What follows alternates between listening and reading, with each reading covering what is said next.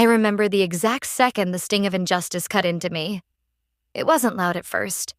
It crept in quietly, disguised as laughter, as sunlight, as the soft clink of glasses at my Aunt Claire's garden party. Her own garden, the place she had nurtured with her hands for years, and yet, standing there among blooming roses and folding chairs, she was the smallest person in the room. I watched it happen from only a few steps away. The neighbors she had waved to for decades leaned toward each other, hands half covering their mouths, eyes sharp with judgment. I heard the words slip out anyway. Past her prime. So lonely. They said it like a diagnosis, like something inevitable.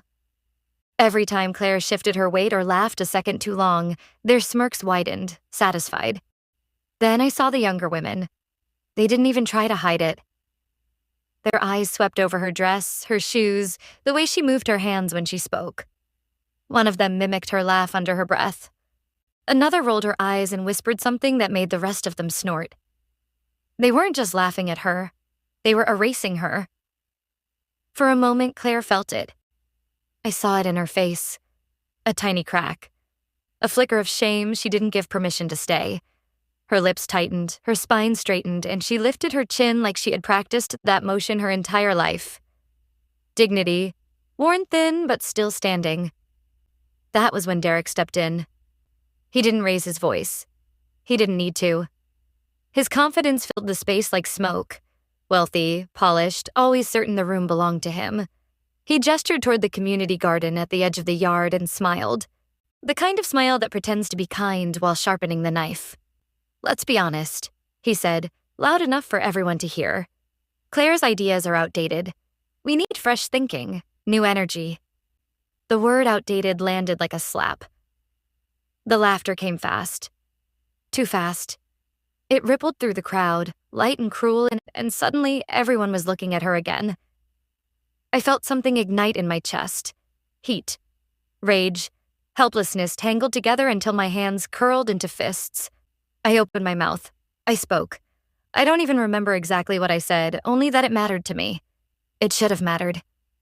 But my voice dissolved into the noise, swallowed whole by amusement and approval. No one looked at me. No one cared. Claire reached for the lemonade pitcher. I watched her hands as she poured, the liquid sloshing just slightly over the rim. Her fingers trembled, barely, but enough for me to notice. Enough to hurt. Every movement she made felt watched, measured, judged, like she was on trial for daring to exist past someone else's comfort zone. By the end of the afternoon, the garden felt empty even though it was full of people. Conversations turned hushed when she walked by. Laughter followed her like a shadow. When the last guests left, they took their smiles with them and left only the gossip behind. That night, the house was quiet in a way that pressed against my ears. I sat beside Claire on the couch while the room filled with the sound of her breathing breaking apart. She cried without drama, without words at first. Just quiet sobs she had clearly practiced holding in. I felt anger burn through me, sharp and focused now. Anger and the unbearable need to do something. She wiped her face and stared at the floor. Her voice was low, almost gone. "They think I have no one," she said. Then softer, like a confession she hadn't meant to share. "But they don't know the half of it." I didn't answer out loud. But in that moment, sitting next to her in the dim light, I made a promise I intended to keep. The world would learn exactly who Claire was. Claire's story wasn't written in grand gestures or public accolades. It was scattered across moments, half told and often overlooked. She was a daughter abandoned too early by a father who never returned, forced to stitch together a family on her own, carrying burdens that should have been shared. I watched her move through life like she was balancing on a tightrope, always careful, always measured, always alone in ways most people would never notice. She built her boutique from nothing, a small, fragile seed that she nurtured with her own two hands. Every inch of success she achieved had been wrested from a world that told her she was too old, past her prime, not meant to succeed. I remember the evenings she'd come home exhausted, her fingers scraped and raw from handling shipments, her eyes heavy yet still gleaming with stubborn pride. I learned about her first heartbreak in her 20s. She had trusted someone completely. every secret, every hope, and been betrayed. The memory made her tighten her lips when she spoke about love, and I understood why she guarded her heart with such fierce determination. She gave herself to family after that, sacrificing friendships, opportunities, even joy, while others around her flourished and were celebrated for the very things she had quietly mastered. Her humility was often mistaken for weakness, and it enraged me to see such a force of nature dismissed as invisible. But what I discovered next changed everything. Her journals, hidden, carefully kept, filled with meticulous records, sharp observations, and strategies I never imagined a woman who seemed so gentle could conceive. Inside those pages, I saw the real Claire, a mind as precise as it was resilient, a heart that had been tempered by fire, a spirit that refused to break. Flashbacks of her late nights haunted me. Claire alone, counting bills under the dim glow of a desk lamp, balancing finances, paying debts, negotiating contracts, her hands raw and scarred from labor that no one would applaud. She never complained. She never asked for recognition. Every act was silent, deliberate, and fiercely protective of those she loved. Her past had left scars deeper than most would ever guess. Childhood bullying, whispers of societal disregard, the quiet erasure of her contributions. It all sharpened her wit and honed her survival instincts. She had become a master at navigating a world that underestimated her, often helping neighbors quietly, anonymously, giving without expectation, her generosity hidden beneath layers of modesty. And yet, no one noticed. Not really. I felt a growing admiration, yes, but it was mingled with frustration, a burning disbelief that the strength, intelligence, and courage of this woman could remain unseen. There were moments, fleeting, when her laughter broke through in private, small bursts tinged with melancholy, carrying secrets of a soul that had endured more than anyone imagined. I promised myself then that her story would no longer be whispered behind closed doors. I would protect it. I would amplify it. And most importantly, the world would finally see the power they had been blind to for far too long. The first sign that the neighborhood had turned against her wasn't subtle. Derek, with his polished shoes and arrogant grin, had gathered a clique of neighbors who seemed to delight in tearing Claire down. Rumors about her boutique's finances began to circulate, quiet whispers that became bold declarations. "I heard her shop is barely hanging on," someone said at the grocery store. "Does she even know what she's doing anymore?" The words weren't just rumors, they were daggers aimed straight at her confidence. I couldn't stay silent. Every insult, every smirk, every whispered joke I caught on my phone became a record, a digital diary of cruelty. I filmed conversations, screenshots of social media jabs, posts that mocked her age and taste. Each clip fueled something inside me, a fire I could no longer contain. It wasn't just documentation, it was preparation. Then the online attacks began. Anonymous profiles, posts designed to humiliate her publicly, targeting her business and character. Trolls she had never even met added to the weight she carried, all while she smiled and said nothing. I could see it in her eyes, the tension, the worry lines deepening, the subtle decline in her usual energy. Her resilience was being tested, stretched thin under a spotlight of public scrutiny. One afternoon, I confronted Derek at the park, where he and his entourage lounged like kings of the neighborhood. I warned him, my voice sharp and unyielding. "You're crossing a line. This ends now." He chuckled, the sound cold and dismissive, shaking his head. "You? Threatening me? Don't make me laugh." His arrogance stung, but it also clarified the stakes. He had no fear, no respect, no sense of justice. That only made me more determined. The escalation didn't stop. A few days later, Claire arrived at her boutique to find the window shattered, a mocking message painted across the glass. She didn't scream. She didn't lash out. She simply stepped back, examined the damage, and whispered, "This won't define me." Her dignity remained intact, but exhaustion shadowed her movements, a fatigue I could feel pressing down on her like a weight I had to lift. I knew silent observation wasn't enough anymore. Under the cover of night, I installed security cameras around her boutique, capturing every angle, every potential act of harassment. Every rustle in the bushes, every passerby with suspicious intent. Everything was documented, ready to be used when the time was right. The next community event was a test. Derek and his cronies were there, primed to humiliate her again. The laughter, sharper this time, cut like glass. I recorded every taunt, every dismissive glance, every chuckle aimed at her. Each clip was fuel. Each insult was building a strategy in my mind, a blueprint for justice that was about to unfold. In quiet moments, Claire began to confide in me, voices low, almost breaking as she revealed decades of silent suffering. "They've never seen the real me," she whispered. "They think my strength is weakness." I listened, absorbing her pain, her fear, and her enduring resolve. Every story, every confession sharpened the inevitability in my mind. The time for silent suffering was over. The moment of action was coming, and I could feel it pulse through the air like electricity. We would not wait any longer. This humiliation had a price, and we were ready to collect. It was late, the kind of night where silence presses against the walls and every shadow feels alive. My phone rang, cutting through the stillness like a knife. The number was unknown, the voice on the other end calm but urgent. "If you want to stop him," it said, "you need to see this." I listened, heart hammering, as the caller laid out Derek's plan to seize Claire's property. They described financial manipulations, deliberate sabotage, and alliances I hadn't even suspected. Every word was a revelation, a layer of deceit that made my blood boil. I felt adrenaline spike, sharp and electrifying, the leverage we needed, the hidden key to finally tipping the scales. Claire sat across from me, her hands clasped tightly, worry etched into every line of her face.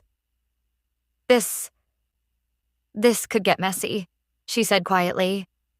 Her eyes flickered with fear, a shadow of hesitation, but I leaned forward, voice firm, unwavering. "We can't wait. If we don't act, they'll destroy everything you've built." The next day, guidance came from an unexpected place, a retired police detective, once a friend of the family, who offered his insight discreetly. He explained procedures, pointed out loopholes, and assured us we had the upper hand if we acted strategically. Slowly, Claire's hidden network began to stir. Former clients she had helped quietly, neighbors she had supported behind the scenes. They rallied, ready to step in when their time came. Derek, as always, remained oblivious. His overconfidence radiated from him, blind to the depth of Claire's knowledge, blind to her quiet, simmering determination. I spent hours immersed in legal research, parsing harassment laws, neighborhood ordinances, anything that could strengthen our position. Every clause, every regulation became a weapon in our arsenal. We compiled evidence meticulously, photos of sabotage, threatening messages, witness statements, recordings, building a case that would leave no room for doubt. And then I saw it. The spark returning in Claire's eyes. Her posture straightened, her voice carried a new weight, commanding attention in ways it hadn't for years. The fear that had shadowed her began to lift, replaced by the quiet, resolute power of someone who had endured too much and refused to be broken. I realized in that moment that every insult, every act of humiliation Derek had inflicted, would now be turned against him. The ridicule she had suffered for so long, the laughter, the whispers, the mockery, would become the instrument of justice. And finally, the balance of power would shift in her favor. The night of the gala arrived, and Derek's arrogance filled every corner of the ballroom. He moved through the crowd with that smug certainty, convinced this would be the final blow. Claire's public downfall neatly packaged for everyone to see. But he didn't know we had come prepared. We stepped in, legal notices in hand, media contacts ready, turning the sparkling gala into something closer to a courtroom.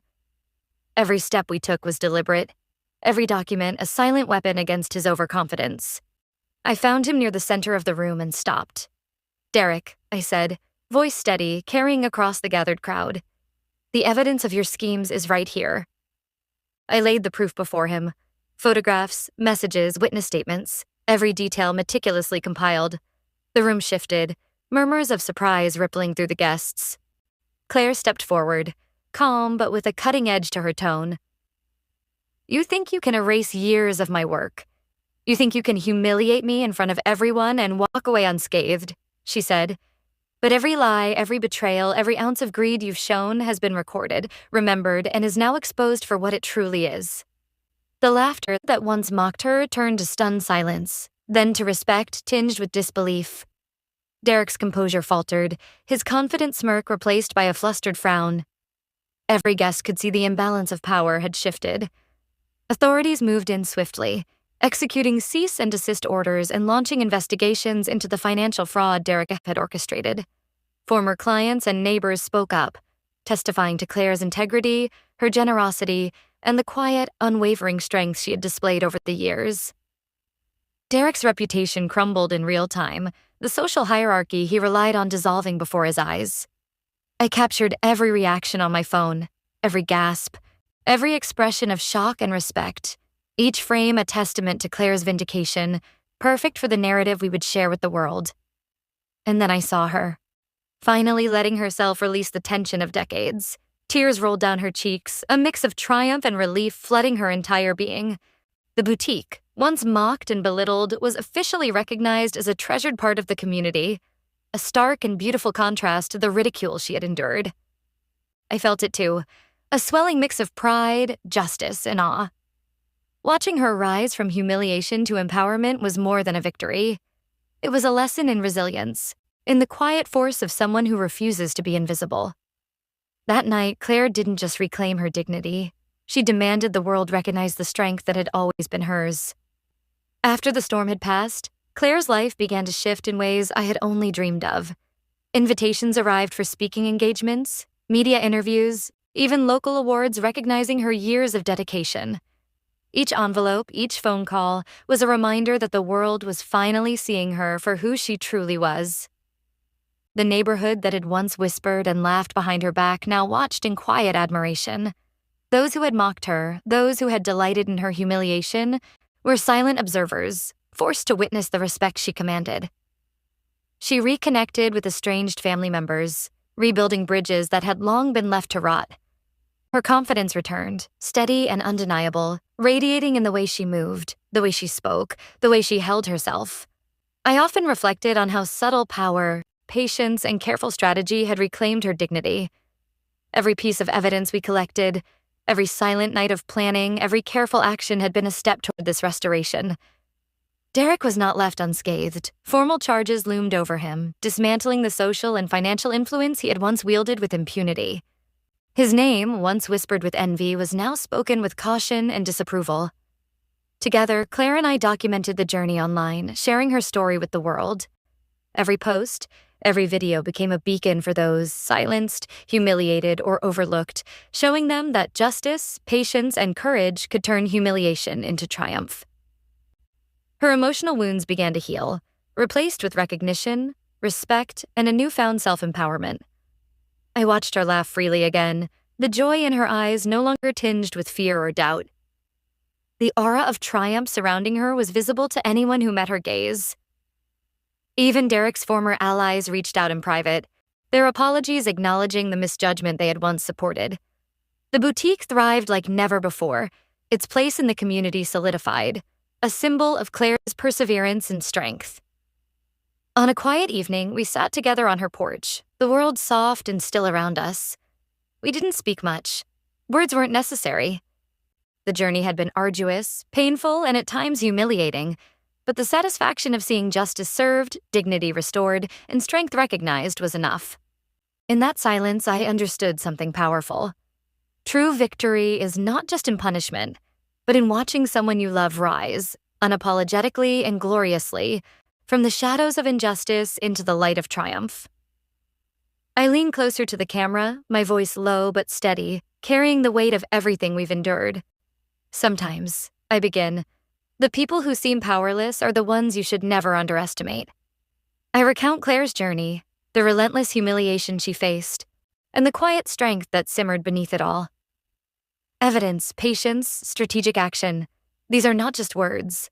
They are the tools that turn injustice on its head, that transform suffering into triumph. I pause, letting the gravity sink in. Watching someone you love humiliated, seeing them questioned, mocked, erased, it's a pain that lodges deep in your chest. And then to watch them rise, unstoppable, commanding respect, it changes everything. Stand up, I urge the viewers, leaning closer, eyes locked on the lens. For yourself. For those who cannot, Even when the odds are stacked against you, even when the world seems deaf to injustice. Loyalty, love, and resilience. They are forces stronger than cruelty. I let the story settle, reminding them Claire's journey was from invisible humiliation to public reverence. She endured, she fought, and now the world finally knows her worth. Then I posed the question, letting it hang in the air. Who in your life deserves their story to be told? I invite them to engage, to share, to reflect on the hidden injustices around them. Your voice matters. Every story matters. And I close with a promise, a cinematic pull to the future. There will be more stories of empowerment, of revenge, of justice. Stories that will make you feel, make you think, and maybe inspire action. The camera lingers as the last light of twilight catches Claire behind me. Her laughter rings out, full and unrestrained, and for the first time, the world feels like it's finally catching up to her strength.